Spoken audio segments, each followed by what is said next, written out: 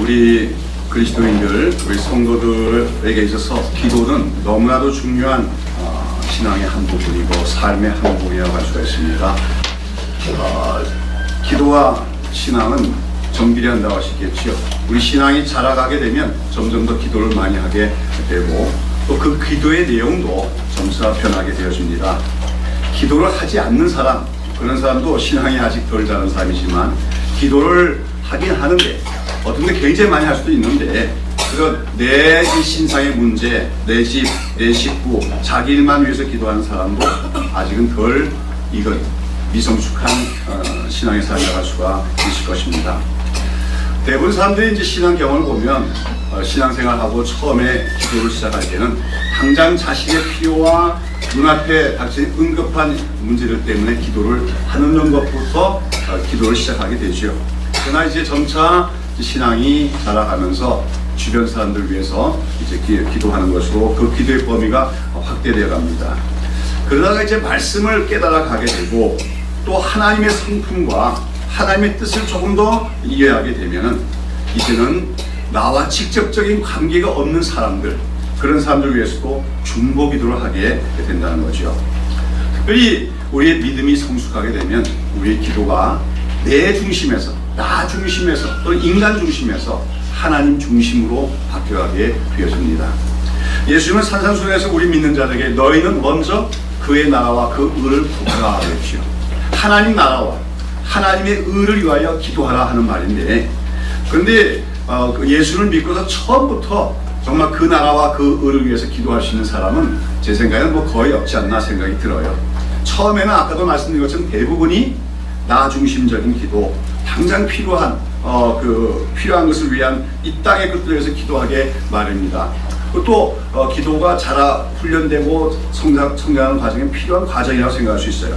그러나 우리가 특별히 하나님 말씀을 잘 깨달아 알아가게 되어질 때 우리의 기도가 점점 기도도 성숙하게 되는데, 특별히 내 이웃을 위해서 중보 기도할 수 있게 되어지고 특별히 하나님 나라와 그 의를 위해서 기도하게 되어진다는 것입니다. 지난 주일에는 우리가 오늘 읽은 창세기 18장 본문의 앞부분을 가지고 천사들을 대접한 아브라함이라 하는 제목으로 나그네들을 잘 친절하게 잘 대접하다가 부지 중에 천사들을 대접하게 된 아브라함의 얘기를 살펴보면서 그처럼 나그네들을 대접한 아브라함의 실천이 바로 그 아브라함의 믿음이 성숙해진 열매다, 성숙해진 증거라 하면서 우리가 온전한 믿음에는 그처럼 사랑과 선행의 실천이 따라야 한다는 데 대해서 말씀을 드렸습니다. 오늘 우리가 읽은 본문, 그 다음에 나오는 본문에 보면은 아브라함 믿음이 또 하나 성숙했다고 하는 증거로서 그가 하나님께 중보 기도를 드린 데 대해서 우리가 발견할 수 있게 되었습니다. 오늘 본문에 보시면은 16절에 보시면 그 사람들이 거기서 일어나서 소돔으로 향하고 아브라함은 그들을 전사하러 나가니라 했습니다. 여기서 그 사람들이 한 건 누굽니까? 지난주에 살펴본 것처럼 아브라함의 장막에 찾아온 나그네들이죠. 근데 그들 중에서 18장에 나오는 본문을 쭉 보면 원래 그 아브라함의 장막에 찾아왔던 나그네가 세 사람이었던 것 같아요. 세 사람이었는데 그 중에 두 사람의 천사는 소돔성으로 출발을 하고 한 사람이 남는데 그 한 사람은 천사가 아니라 뭡니까? 여호와 하나님이 사람의 모습으로 나타나는 것이었음을 우리가 알 수가 있습니다. 그래서 이제 그 두 천사들은 소돔성에 향해서 출발을 하고 아브라함이 그들을 배웅한 후에 여호와 하나님은 거기 남으셔서 아브라함과 이런저런 대화를 나누시게 되는 거죠. 그리고 그 하나님께서 아브라함에게 말씀하신 내용이 바로 17절부터 19절에 나옵니다. 거기 다시 한번 읽어보도록 하죠. 여호와께서 가라사대 나의 하려는 것을 아브라함에게 숨기겠느냐? 아브라함은 강대한 나라가 되고 천하 만민은 그를 인하여 복을 받게 될 것이 아니냐? 내가 그로 그 자식과 건속에게 명하여 여호와의 도를 지켜 의와 공도를 행하게 하려고 그를 택하였나니 이는 나 여호와가 아브라함에게 대하여 말한 일을 이루려 함이니라 하겠습니다. 여기서 하나님께서 한마디로 내가 나의 하려는 것을 아브라함에게 숨기겠느냐 말씀하십니다. 즉 하나님께서는 지금 하나님께서 무언가 하시고자 하는 일을 아브라함에게 숨김없이 다 알려주시겠다고 하시고 있는 것입니다. 그러면서 하나님께서 뭐라고 합니까? 왜 그렇게 하나님이 하시고자 하는 일을 아브라함에게 말씀해 주시고자 하면, 장차 하나님께서는 아브라함이 그 후손들이 강대한 나라가 이루어질 것이고, 그로 인하여 천하 만민이 복을 받게 될 것이다. 그런 가운데 특별히 그 아브라함 그의 후손들이 뭡니까? 여호와의 도를 지키며 하나님의 의와 공도를 행하는 그런 민족이 되어야 되기 때문에 내가 지금 말하고자 하는 것을 숨기지 않고 너에게 알려주겠다고 얘기하는 것입니다. 여기서 하나님께서는 아브라함이 장차 그 강대한 나라가 될 것이라고 말합니다. 거기서 강대한 나라는 어떤 나라를 말할까요?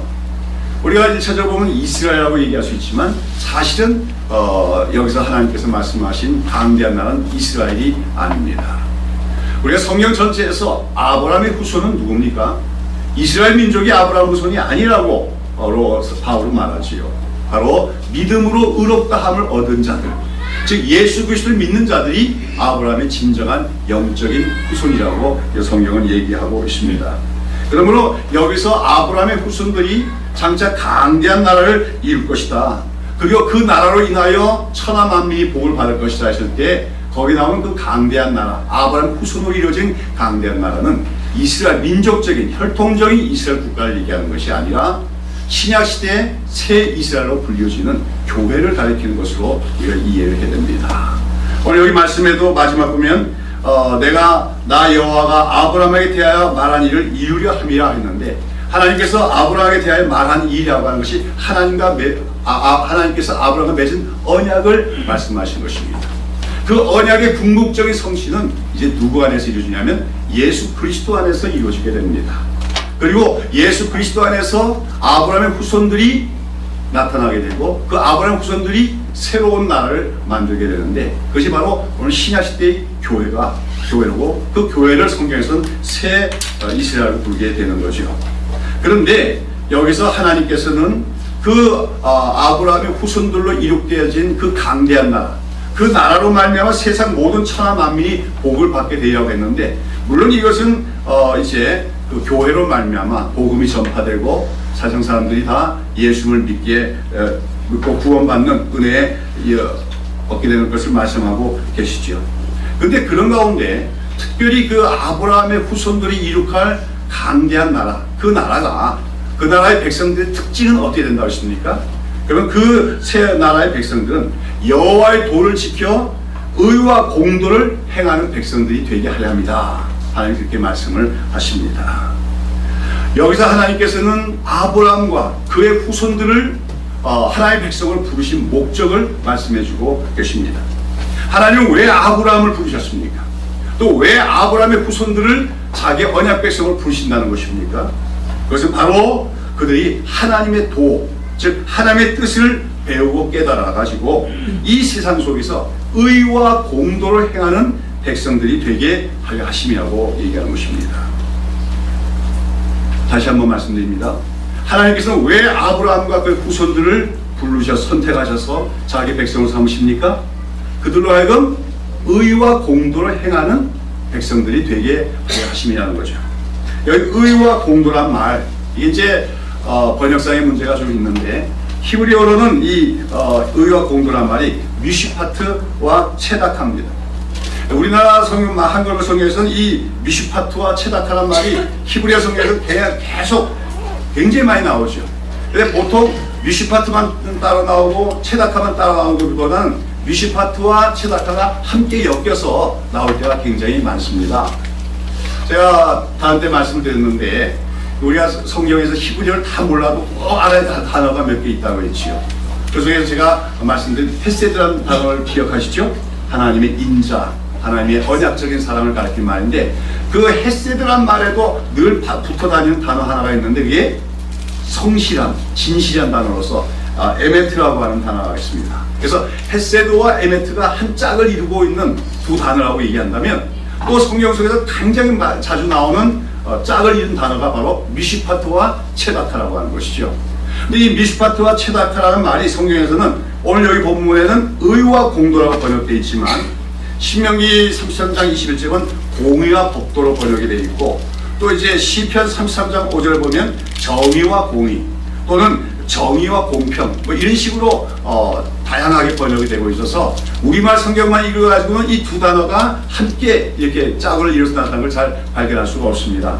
근데 영어 성경에 보면 대부분 이제 이 미슈파트와 그 체다크라는 단어가 justice and righteousness 이렇게 돼가지고 두 단어가 병행해서 항상 나오고 있는 것을 보게 되죠. justice는 뭐고 righteousness는 뭐냐? 사실 이 차이를 구분하기 그렇게 쉽지가 않아요. 근데 한마디로 이 정의와 공평이란 말은 의로우심, 그렇죠? 정직하심, 공평하심, 공정하심 이런 것들을 가리키는 말로서, 특별히 이 정의와 공평이란 말은 하나님이 이 땅을 다루시는 통치의 기본 원리임을 성경은 말합니다. 그래서 시편 89편 14절에 보면 의와 공의가 주의 보좌의 기초입니다 이렇게 선언하고 있습니다. 하나님의 보좌의 기초, 하나님의 보좌의 기초는 통치의 원리인데 그 통치의 원리가 의와 공의라는 거죠. 하나님이 이 세상을 어떻게 다스려요? 공의로, 정의로, 공평으로 이 땅을 다스린다 하는 것이죠. 그런 가운데 미슈파트와 체다카는 하나님의 그러한 이 세상을 다스리는 통치의 원리인 동시에 하나님의 중요한 성품이기도 합니다.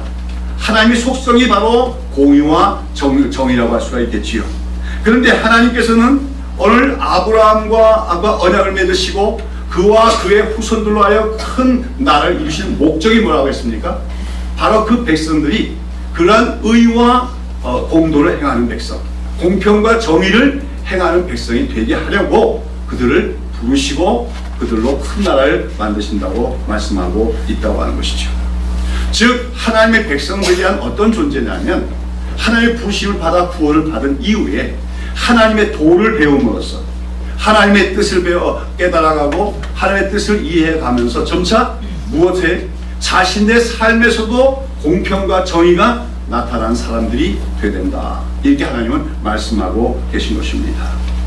여러분, 이처럼 하나님의 백성들이 그들의 삶에서 의와 공도 또는 공평과 정의가 나타나야 된다는 것은 바로 하나님의 백성들이 이 세상 속에 살아가는 삶 속에서 공평하고 정의롭고 정직한 삶을 살아가는 것을 통해서 하나님이 살아계시고 하나님이 이 세상을 통치하고 계시고 하나님은 바로 그처럼 의로우신 분임을 나타내는 사람들이 되어야 된다 하는 말씀으로 이해할 수가 있습니다.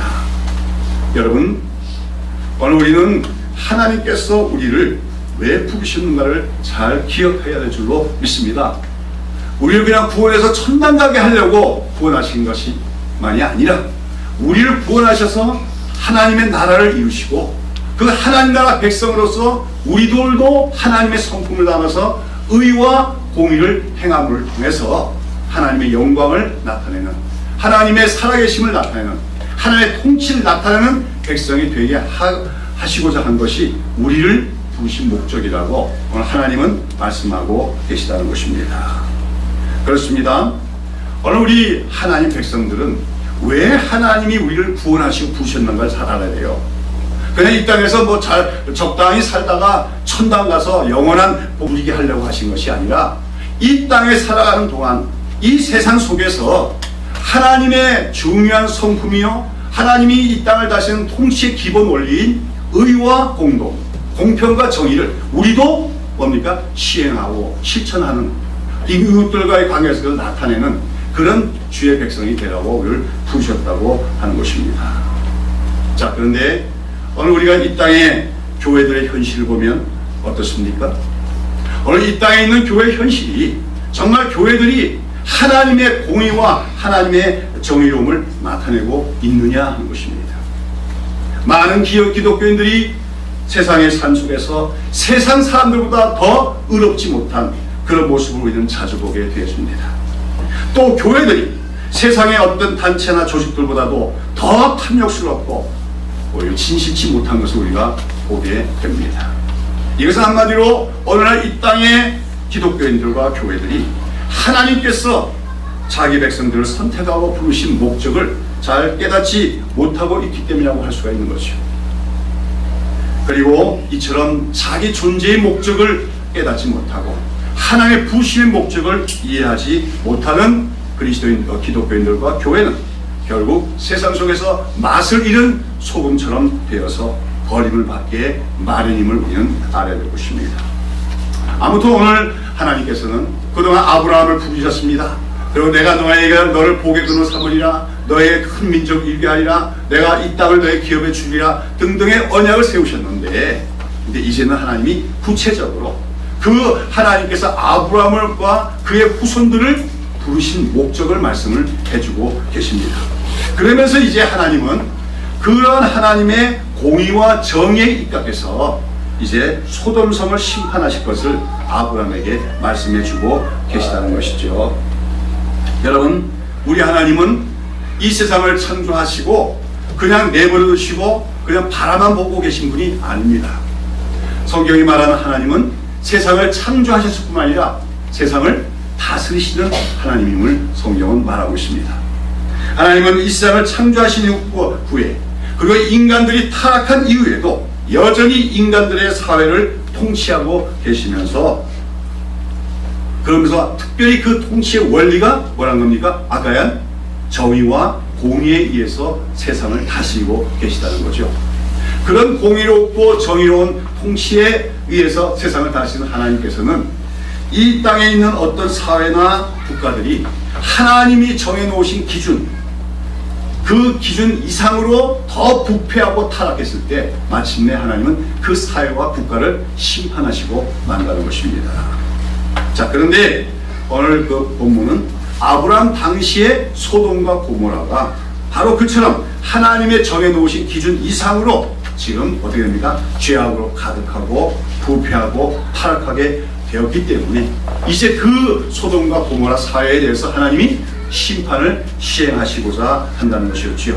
바로 그 일을 위해서 지금 누가 온 겁니까? 하나님과 천사들이 왔던 것이고, 이제 오늘 본문 쭉 보시면은 그 하나님과 동행해서 왔던 천사들 두 사람은 어떻게 합니까? 이제 소돔성으로 먼저 갑니다. 그들이 소돔성으로 간 목적은 뭘까요? 그 바로 소돔성의 죄악을, 진상을 파악하기 위한 것입니다. 이들의 죄악이 얼마나 큰가, 그래서 과연 하나님의 심판을 이제 더 이상 돌이킬 수 없는 지경까지 왔는가, 그것을 이제 파악하기 위해서 천사들은 소돔성으로 간 것이죠.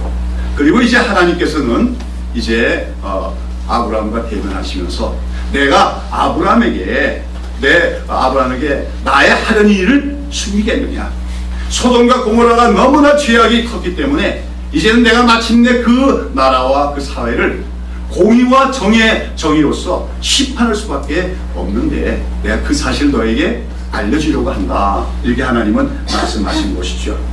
그리고 그에서 이러한 하나님의 계획을 들은 아브라함은 거기서 하나님께 중보기도를 올리게 되는 것입니다.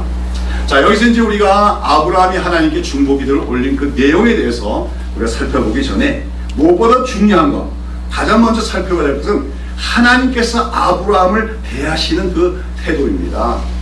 여러분 17절에 보면 뭐라 합니까? 여호와께서 가라사대 때 나의 하려는 것을 아브라함에게 숨기겠느냐 말씀하시죠.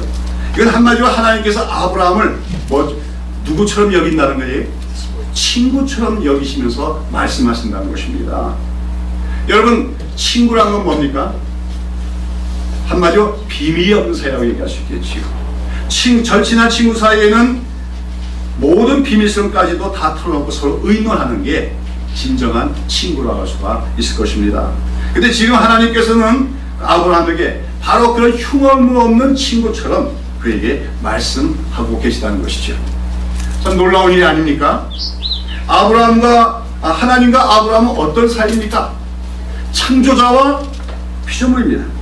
거룩하신 하나님과 허물과 죄가 많은 죄인의 사이 아닙니까? 그런데 하나님께서는 그런 아브라함을 마치 절친한 친구를 대하시듯 말씀하고 계신 것입니다.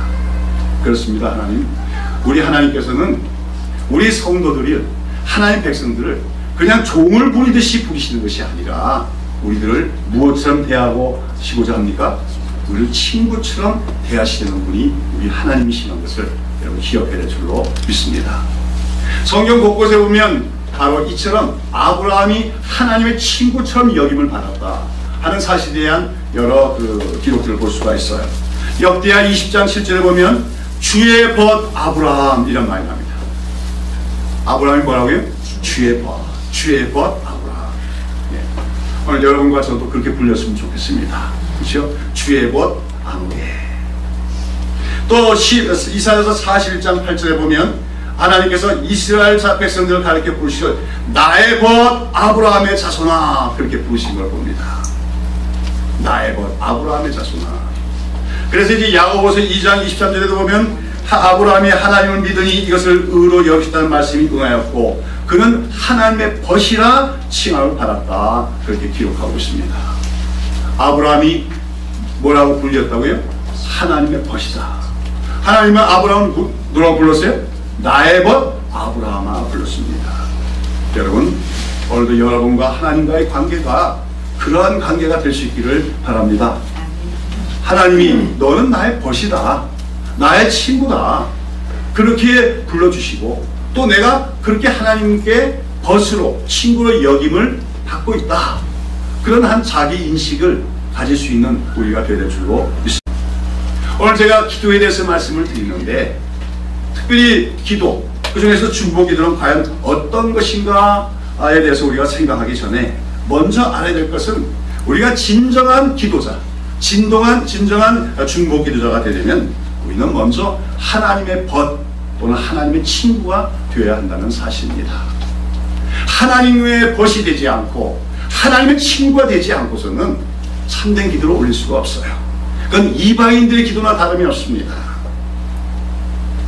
오늘 우리 살아계신 하나님, 우리가 믿는 예수 그리스도의 아버지 그 하나님과의 기도는 우리가 하나님의 벗으로 여김을 받는 가운데 친구들 간에 서로 흉을 없이 대화하는 그런 대화가 본질적으로 기도의 뭡니까? 의미다 하는 것을 우리는 기억해야 될 줄로 아는 것입니다. 유대인들은 하나님을 그저 하늘 높이 보좌에 계신 엄해하고 무서운 하나님으로만 생각했습니다. 그러나 예수님은 이 땅에 오셔서 우리 하나님을 우리의 아버지이심을 가르쳐 주셨어요. 그러면서 예수님은 더 나가서 그 제자들을 내가 너희를 나의 종이라고 부르지 않고 나의 친구로 여기노라 말씀하십니다. 이 모든 것은 뭡니까? 이제 우리는 새로운 시대는 어떤 시대냐? 하나님의 우리 성도들이 스스로 하나님께서 우리를 성도들 벗으로 여겨주시고 친구로 여겨주시는 시대가 되었다는 걸 의미하는데, 근데 사실 구약 시대도 이미 진정한 믿음을 가졌던 성도들은 하나님의 벗으로 이미 여김을 받고 있었다. 그런 가운데 오늘 우리가 참 우리 그리스도인의 특권과 영광이 뭐냐? 바로 하나님의 친구로 여기심을 받으며 하나님과 그처럼 대화를 나눌 수 있는 자리에 있다 하는 것이 바로 우리 그리스도인들의 특권이다 하는 것을 기억해야 될 줄로 믿습니다. 여러분, 오늘도 우리는 기도를 하는 데 있어서 그 기도의 시간은 바로 하나님과 친구처럼 친밀하게 교통하며 대화하는 시간이다 하는 것을 깨닫는 우리가 되기를 바랍니다. 그렇게 될 때 기도는 부담스러운 시간이 아니죠. 무거운 고역이 아니죠. 그 기도 시간은 참으로 우리의 삶 속에서 가장 즐겁고 아름다운 시간이 될 수 있는 줄로 믿습니다. 그러나 이제 아브라함이 이처럼 하나님의 벗으로 여겨진 것은 처음부터는 아니었다고 얘기할 수 있어요. 그의 믿음이 이제 성숙했기 때문에 하나님의 마음을 털어놓고 얘기할 수 있게 됐다는 거죠. 우리가 자녀를 키운데도 그렇지 않습니까? 자녀가 아직 어리고 미성숙하면 아버지나 엄마가 그 마음에 있는 모든 걸 다 털어놓을 수가 없어요. 그건 비밀, 감추는 게 아니라 아직 이해하지 못하기 때문에. 그러나 이제 아들이나 딸이 충분히 성장하게 되고 그렇게 되면 어떡합니까? 아버지, 엄마가 갖고 있는 여러 가지 비밀이나 또 여러 가지 속사정이나 그런 걸 다 털어놓을 수 있지 않습니까? 하나님도 마찬가지입니다. 믿음이 자라가지 않은 사람에게는 하나님이 친밀한 친구처럼 대하실 수가 없다는 거죠. 하나님의 비밀이라는 일을 알려줄 수가 없다는 거죠. 그러나 우리의 믿음이 성숙해 나가게 되면은 하나님은 그 성도를 벗으로 여기고 친구로 여기면서 심지어는 하나님이 하시고자 하는 일들을 보여주시고 알려주시기도 한다고 하는 것입니다. 그래서 시편 25편 14절에 보면 여호와의 친밀함이 경외하는 자에게 있으며 그 언약을 저희에게 보이시리라 했습니다. 하나님을 경외하는 자, 성경에서는 하나님을 경외하는 자에게 바로 성숙한 믿음을 갖고 있는 자를 얘기합니다. 그런 자들을 하나님은 친밀하게 여기시며 하나님의 약속하신 바를 보여주신다고 말씀하는 거죠. 마찬가지로 예수님은 그 제자들에게 그들을 종으로 여기지 않고 친구로 여기시면서 하나님 아버지로 들은 모든 것을 그들에게 다 알려주고 들려주신다고 말씀하고 계십니다. 오늘 여기 아브라함에게 하나님께서 나의 것 아브라함에게 나의 하고자 하는 일을 내가 숨기겠느냐. 여기서 우리는 하나님이 어떤 분이심을 잘 깨달아야 돼요. 하나님은 한마디로 소통하시는 하나님이고 인격적인 교제를 하시는 하나님이라는 것이죠. 어떤 사람들은 하나님을 독재자라고 표현하더라고요. 작년에 어떤 교회에서 과거 군사 통치했던 어떤 전직 대통령의 추모 예배를 교회 안에서 드렸어요. 그것조차도 이상한 일인데, 그런데 그날 설교를 맡았던 어떤 목사가 말하기를 그 대통령이 독재를 했기 때문에 우리나라가 이렇게 경제 성장을 할 수 있었다고 말하면서 사실은 하나님도 독재자다 그러더라고요. 더 나아가서는 그래서 교회도 목사가 독재를 해야 교회가 평안하고 성장할 수 있다 그렇게까지 얘기하더라고요. 도무지 하나님을 알지 못하는 사람들이 강단에서 말씀을 전하고 있습니다. 여러분, 하나님이 독재자십니까? 하나님이 독재자라고 생각하는 사람은 성경을 제대로 읽지도 못했고 성경을 이해하지도 못했을 뿐만 아니라 하나님과 인격적인 교제가 전혀 없었던 사람이기 때문에 그만할 수밖에 없다는 겁니다. 독재자란 어떤 사람입니까? 한마디로 자기 마음대로 뭔가 독단적으로 일하는 사람을 말하죠. 특별히 그 독재자들의 특징 중에 하나는 뭐예요? 다른 사람과 소통하지 않는다는 겁니다. 일방적으로 자기 뜻을 관철시키는 것이 독재자의 특징이라고 할 수가 있겠지요. 그리고 다른 사람의 복리보다도 자기 유익을 추구하는 것이 또한 독재자의 특징이라고 할 수 있겠지요. 그러나 우리 성경에서 계시하는 하나님, 그래서 우리가 오늘 그리스도 안에서 우리가 믿고 있는 하나님은 그런 일방통행시에 독단적인 독재자로서의 하나님이 결코 아님을 알아야 됩니다. 하나님은 늘 자기 뜻을 숨겨놓고 계신 분이 아니라 나타내시고 알려주시는 분이시며, 또 이사야서 보면 자기 범죄한 자기 백성들에게까지라도 오라 우리가 함께 변론하자. 변론하기 뭡니까? 함께 토론하자는 겁니다. 대화하면서 토론해보자는 겁니다. 소통하기를 원하시는 하나님이시고, 오늘 우리가 본문에서 보는 것처럼 장차하신 일을 미리 알려주실 뿐만 아니라 더 나아가서는 우리 믿는 자들의 기도를 들으시고 하나님의 계획을 바꾸시기도 하시는 분이 하나님이시다. 우리가 믿는 하나님이다 하는 것을 우리는 기억해야 될 줄로 믿습니다. 그런 가운데 오늘 우리가 기도한다는 것은 일방적으로 그 신에게 뭔가 우리 요청을 간구하는 것만이 아니라 그 하나님과 인격적인 소통과 대화를 하는 것이 기도라는 것을 알아야 된다는 것이죠. 우리 하나님은 성경에서는 아까 그랬지만 하나님은 왕이십니다. 세상을 다스리는 통치자십니다. 근데 그 통치자신 하나님께서 지금 아브라함에게 뭡니까? 하시고자 하는 일을 알려주십니다. 이건 더 나아가서는 알려주실 뿐만 아니라 너의 의견은 어떠냐? 물어보시는 거나 다름이 없어요. 이건 무슨 말입니까?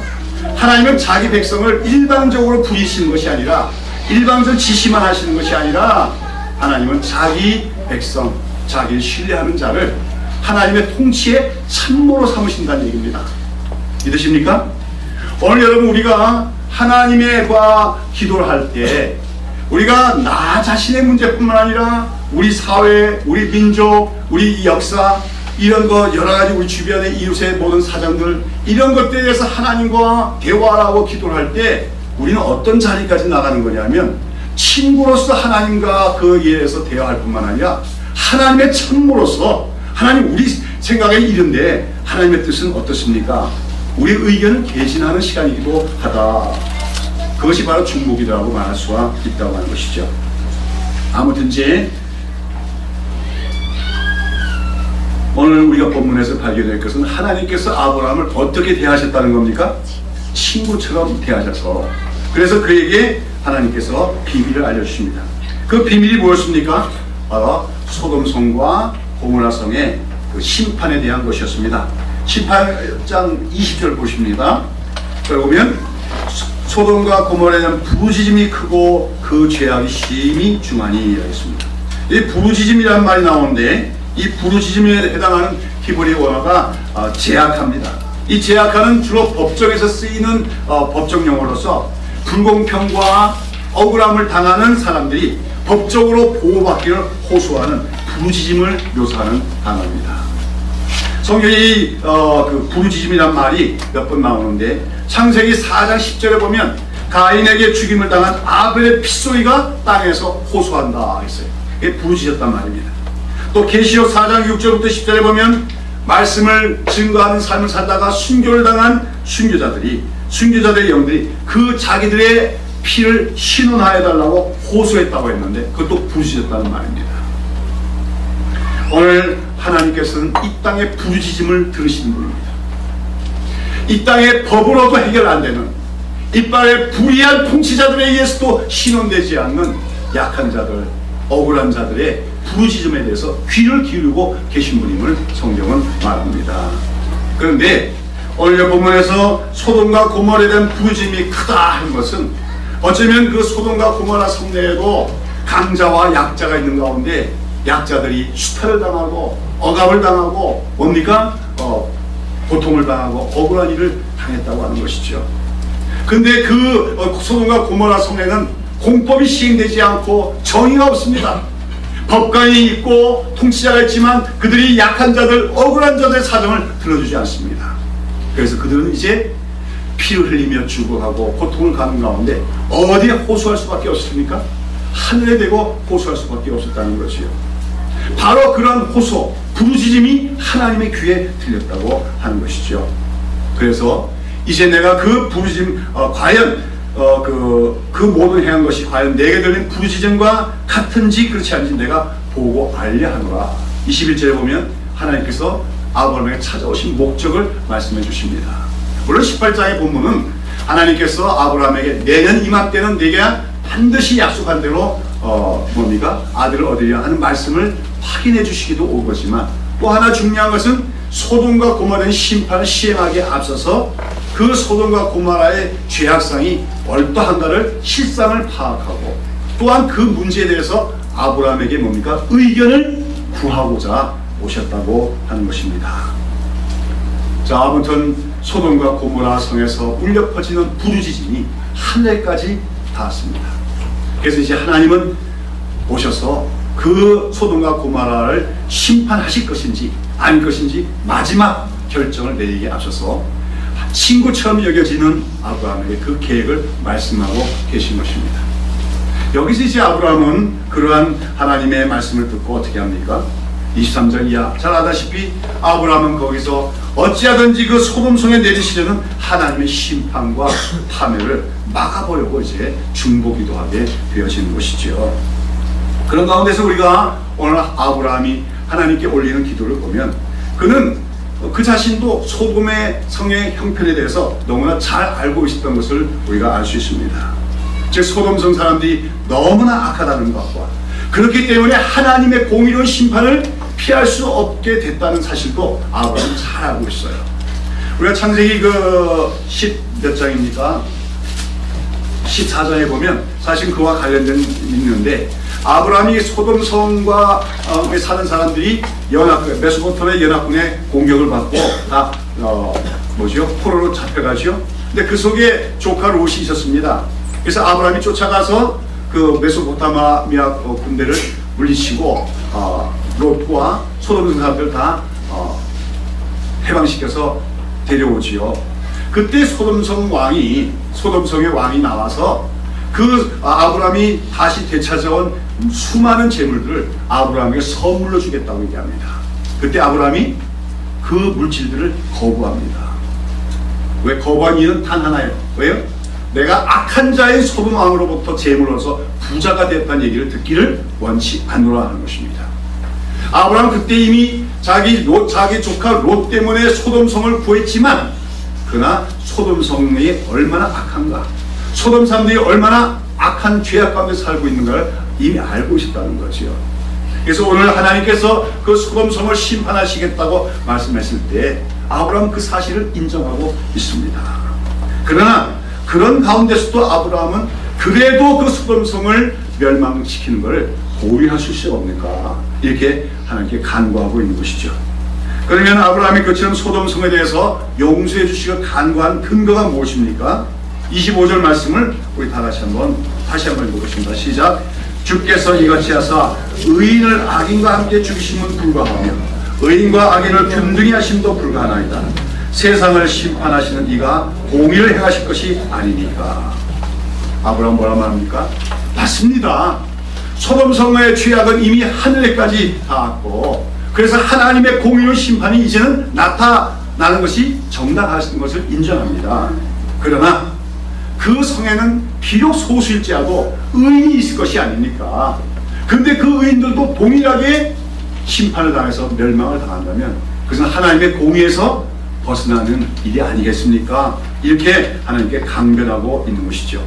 근데 우리가 여기서 이제 중요해야 될 것이, 여기서 아브라함이 세상을 심판하는 이가 공의를 행하실 것이 아니십니까? 이 묻는 질문에 그 다음은 공의라고 하는 단어입니다. 아까도 말씀드렸죠? 의와 공도란 말이 미슈파트와 체다카인데 여기 나온 공의라는 단어가 바로 체다카입니다. 영어로는 righteousness이죠. 하나님은 세상을 공의로 심판하시는 분이다 그러죠. 여러분, 그런데 이 체다카란 말이 히브리어에서는 아주 중요한 의미를 갖는데, 이 체다카란 말은 공의롭다, 정의롭다는 말과 함께 국률이라는 단어도 그 의미를 갖고 있어요. 그래서 이 문맥에 따라서 이 체다카란 말은 국률이라는 단어로 의미로도 쓰이게 되어집니다. 그래서 또 이 체다카란 말은 때때로는 가난한 사람들을 돌보는 구제를 가리켜서도 체다카라고 할 때가 있어요. 자, 재미있지 않습니까? 공의라는 말 속에 국률이라는 뜻이 내포됐다는 건 무엇입니까? 하나님의 공의는 국률이 겸비된 공의다 하는 것을 우리에게 말해주고 있습니다. 우리는 공의롭다고 하는 것이 때로는 잘못되면 아주 날카로운 공의, 아주 냉정한 공의가 될 때가 많습니다. 모든 걸 법대로만 심판하는 공의, 율법주의적인 공의, 그런 공의도 있습니다. 그러나 하나님의 공의, 체다카는 그 안에 연약한 자들에 대한 긍휼과 죄인들을 향한 불쌍히 여기시는 연민도 있는 따스한 공의다 하는 것이 체다카라는 단어가 갖고 있는 의미인데, 지금 아브라함은 하나님께, 하나님은 공의로우신 분이 아닙니까? 그러므로 소돔성에 대한 심판을 보류해달라고 하는 것은 바로 하나님이 어떠한 분임을 아브라함은 정확하게 알고 있음을 얘기하고 있는 것입니다. 하나님은 율법에 따라서 모든 걸 그냥 문자 그대로 심판하신 분이 아니라는 거죠. 하나님은 세상을 때로는 공의로서 심판하시면서도 그 속에 연약한 자들, 또는 어쩔 수 없이 죄를 지은 죄인들에 대한 긍휼하심과 연민을 갖고 계신 분이다. 아브라함은 바로 그런 하나님을 잘 이해하고 있다고 하는 것입니다. 자, 여러분, 우리가 하나님과 인격적인 교제를 하며 하나님의 벗과 같은 자리에서 하나님과 기도하는 사람이 되려면 우리가 하나님을 잘 아는 사람이 되어야 돼요. 아까도 제가 말씀드렸죠. 하나님을 독재자라고 하는 그런 사람은 하나님을 알지 못하는 사람이 있습니다. 우리가 하나님을 알아야 됩니다. 하나님을 알 때 우리 기도가 실효성 있는 기도가 될 수가 있습니다.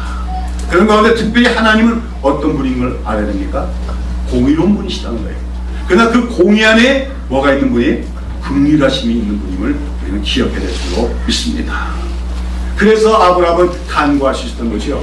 소돔성에 수천 명, 수만 명이 죄악 가운데 빠져 있고 그들 모두가 유황불로 심판할 수밖에 없는 악한 죄인이지라도, 그들 중에 비록 소수에 한 줌도 안 되는 적은 소수가 있을지라도 그들이 의인이라면 그들을 긍휼히 여기심으로 그 사람을 용서해 주셔야 되지 않습니까? 아브라함은 그렇게 하나님께 중보의 기도를 올린 것입니다. 오늘도 우리가 이 땅을 위해서 기도할 때, 우리 사회와 우리 나라를 위하여 기도할 때도 이러한 아브라함의 정신을 가지고 하나님께 나가 기도하는 우리가 되어야 될 줄로 믿습니다. 오늘 우리 사회가 어떻습니까? 우리 나라가 어떻습니까? 소돔과 고모라보다 낫다고 생각할 수 있습니까? 하나님의 심판을 받지 않아도 되는 의로움을 갖고 있다고 생각합니까? 이 땅에 공의와 정의는 잘 실현되고 있습니까? 오늘 이 땅에도 공의가 없을 수가 없고 정의가 없는 것 같은 때가 너무나 많습니다. 성적인 타락상은 또 어떻습니까? 도덕성의 붕괴는 어떻습니까? 오늘 이 나라가 이 세상 모든 나라 중에서 다른 나라보다 월등한 나라라고 얘기할 수가 있겠습니까? 솔직히 말해서 오늘 이 사회도 소돔과 고모라에 못지않은 하나님의 심판을 피할 수 없는 그런 지경에까지 이른 사회임을 우리는 솔직하게 고백할 수 있어야 됩니다. 그런데도 이 사회가 존속할 수 있고 유지될 수 있는 이유는 무엇일까요? 대통령이 잘했습니까? 집권당이 잘했습니까? 경제 관료나 재벌들이 잘했습니까? 아니지요. 그것은 바로 이 사회 속에 그래도 소수의 의인들이 있기 때문입니다. 우리는 그 의인이들이 있으므로 이 땅이 그래도 하나님 보존해 주시고 유지시켜 주심을 알아야 된다는 것이죠.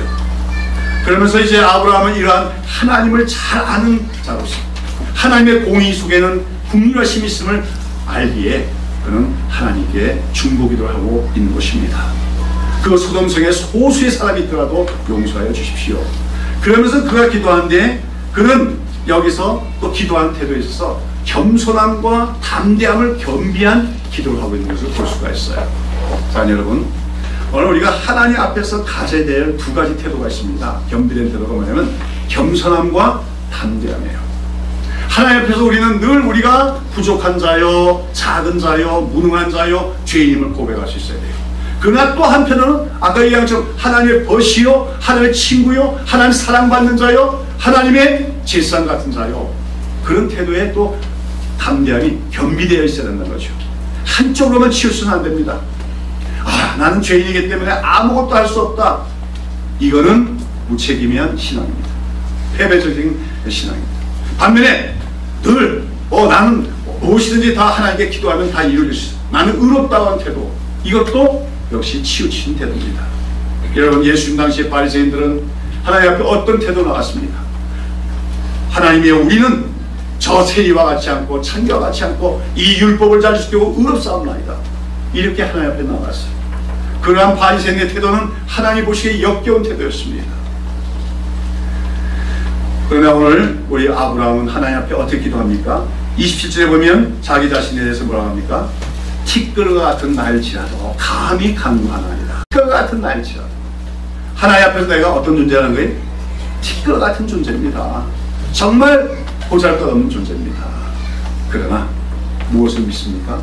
그런 나를 하나님이 택하시고 언약을 맺으면 믿기에 감히 하나님께 구합니다. 담대히 하나님께 구합니다. 그러면서 오늘 보세요. 의인이 몇 명 있으면 멸하지 않겠습니까? 하나님께 제의하지요? 50명입니다. 아까도 말씀드렸지만 우리가 기도는 자꾸 바뀌어가게 마련이에요. 근데 그 기도가 바뀌어가는 걸 통해서 우리는 하나님께 말하면 우리 의견을 말씀드리는 겁니다. 우리가 하나님께 참고로서 하나님 우리 생각이 있습니다 하는 의견을 드리는 거와 마찬가지죠. 50명이 있다면 멸하지 않겠습니까?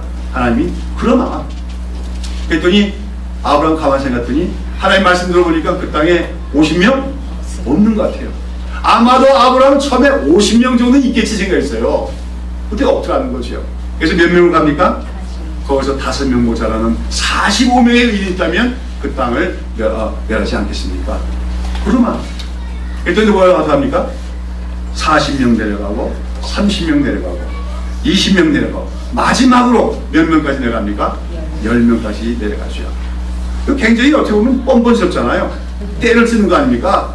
한두 번 얘기하고 말아야지. 50명 했다가 45명 했다가 40명, 30명, 20명. 근데도 하나님은 그걸 다 받아주고 계십니다. 오늘 우리 기도할 때 처음부터 하나님의 뜻에 딱 맞게 기도할 때 없어요. 기도하면서 기도가 바뀝니다. 그래서 하나님의 뜻에 맞춰서 나가죠. 그래도 하나님은 다 들고 계십니다. 무시하지 않으십니다. 근데 여기서 이제 중요한 게 뭐냐면, 자, 아브라함이 그러면 몇 명에서 이제 중보기도를 멈춥니까? 10명에서 멈추죠? 10명에서. 아니, 거기서 만약에 몇 명까지 내려갔으면 좋았을까요? 한 명까지 내려갔으면 어떻게 됐을까요? 소돔성이 멸망받았을까, 안 받았을까요? 안 받아. 왜요? 거기 의인 한 명 있지요. 누구 있어요? 아브라함의 조카인 롯. 그는 의인입니다. 성경은 그를 의인이라고 얘기하고 있어요. 그는 있었기 때문에 아브라함이 어떻게 기도했어야 돼요? 한 명까지라도 의인 한 명이라도 있으면 멸하지 마십시오, 이렇게 했어야 되잖아요. 근데 그렇게 하지 않았다는 거죠. 여기에 대해서 이제 어떤 목사님은 그러시더라고요. 그랬어야 된다고. 아브라함이 거기서 끝까지 중복에 대해서 한 명의 의인이라도 멸하지 마소서 기도했다면 소돔성은 멸망을 면했을 것이다. 이것은 10명이라는 숫자의 상징적인 의미를 잘 이해하지 못하기 때문이에요. 열이라고 하는 것은 필요 충분수로서 이것은 신앙 공동체에 가장 필요한 요건을 가리키는 숫자입니다. 열이라고 하는 숫자가. 그래서 유대인들은 보통 그 어떤 한 지역사회에 살게 되면 그 지역사회에 살고 있는 유대인으로서 20세 이사의 남자들 이 10명이 되어지면 뭘 세웁니까? 회당을 세우게 돼 있어요. 말하면 한 신앙 공동체가 형성이 되어 있다는 표시라는 거죠. 10명이라고 하는 것은 의인의 숫자입니다. 의인들이 한 공동체를 이룰 수 있는 최소한의 숫자가 10명이라고 성경은 얘기하고 있는 거죠. 그러니까 여기서 아브라함이 10명에서 멈췄다는 건 뭐냐면 하나님 그 소돔성이 비록 다 타락하고 부패하고 죄악이 가득 찼더라도 그 속에 의인들의 공동체, 하나님 백성들의 공동체가 있다면 그를 멸하지 말아주십시오 기도했다고 하는 것입니다. 그런데 그 의인의 공동체가 있었어요, 없었어요? 없었다고 하는 거죠. 알다시피 롯은 아브라함과 같이 갈대우를 쫓아온 믿음의 동료로서 아브라함으로부터 믿음을 배우고 익힌 사람입니다. 그 자신은 하나님 믿어요. 의인입니다. 그러나 그는 그 소돔성에 살면서 세상과 연합하여 사는 동안에 바른 전도를 하지 못했다는 거죠. 나중에 알고 보니 자기 마누라까지도 바른 믿음을 갖지 못했어요. 딸들도 바른 믿음을 못 가졌어요. 사실 그가 그 소돔성에 살면서 자기 아내와 딸과 가족들에게만 올바른 믿음을 가르쳤더라도 전했더라도 아마 그 소돔성에는 몇 명이 있었을까요? 10명 이상의 의인의 공동체가 존재할 수 있었을 것입니다. 그러나 롯은 결국 그 사명을 다 감당하지 못함으로써 소돔성에는 의인의 공동체, 의인의 10명이 없었기 때문에 결국은 멸망을 당하고 마는 것입니다. 아까도 말씀드렸지만 우리 사회가 오늘 하나님의 심판을 당할 수밖에도 없는 그런 수준에까지 이르렀어도 이 땅이 보존될 수 있는 이유 중에 하나는 소수의 의인, 그러나 그 소수의 의인들이 이룬 신앙 공동체가 그만큼 중요한 것이라는 것을 기억해야 될 줄로 믿습니다. 몇천 명이 보이는 교회가 중요한 게 아닙니다. 하나님 보시기에 너희는 참으로 의인의 공동체라고 말할 수 있는 그런 신앙 공동체가 존재해야 된다는 거죠. 그 숫자가 많지 않더라도 참된 의인의 공동체로서의 믿음의 공동체의 순수한 교회가 그 한 사회 속에 존재하면서 그들이 하나님께 기도할 때 하나님은 그 사회에 만연한 죄악에도 불구하고 그 의인의 공동체를 보시고 그 믿음의 공동체를 보시고 그 땅을 용서하시며 긍휼을 베푸심을 기억해야 될 줄로 믿습니다. 사랑하는 여러분, 오늘 우리 새벽이슬 교회가 외형적으로 크게 커야 되는 것이 아닙니다. 비록 적을지라도 의인의 공동체가 되어야 됩니다. 참으로 하나님을 믿는, 참으로 하나님을 경외하는, 그러면서 아까 서론에서 말씀드린 것처럼 하나님의 부르신 목적대로 공평과 정의를 이 땅 속에서 신앙을 살 수 있는 진정한 하나님 백성들의 공동체가 되어질 때, 그리고 아브라함처럼 하나님 앞에 나가서 우리 사회, 우리 민족, 우리 나라, 또 북한, 이 땅의 많은 나라, 이웃들의 나라를 위해서 중보기도 할 수 있는 공동체가 되었을 때 하나님은 그 의인의 공동체인 교회를 보시고 이 땅에 하나님의 긍휼과 은혜를 베풀어 주실 줄로 믿습니다. 자, 여러분, 누가 아브라함의 후손입니까? 오늘 예수님을 믿는 여러분과 제가 아브라함의 후손인 줄로 믿습니다. 우리가 아브라함의 후손이라면 우리도 하나님 앞에 나가서 뭐 하는 사람이 되어야 됩니까? 기도할 수 있는 자가 되어야 될 줄로 믿습니다. 그런 가운데 우리는 특별히 하나님의 어떠하신 분인가 더 깊이 잘 알아가서 정말 하나님과 친구와 같은 가운데서 하나님께 말씀을 드리며 기도할 수 있는 우리가 되어야 될 것이고, 오늘 이 땅에 죄악 가운데서도 하나님의 긍휼을 베푸시기를 기도하는, 하나님의 성품을 너무나 잘 아는 그런 중보기도자로 애써 성도와 우리 교회가 되시기를 예수님의 이름으로 축원합니다. 기도하겠습니다.